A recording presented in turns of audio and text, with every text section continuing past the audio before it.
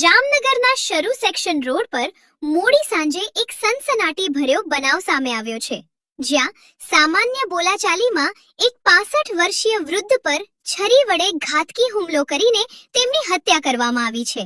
ઘટનાની ગંભીરતાને જોતા પોલીસ કાફલો તાત્કાલિક ઘટના સ્થળે દોડી ગયો હતો અને મૃતદેહને પોસ્ટમોર્ટમ માટે હોસ્પિટલ ખસેડ્યો હતો.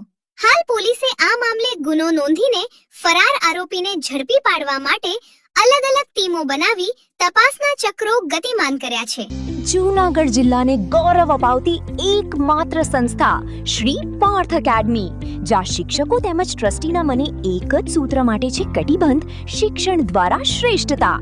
અહીંના કાર્યક્ષેત્રની વાત કરીએ તો કેજી થી ધોરણ 10 અને 11-12 આર્ટ્સ કોમર્સ.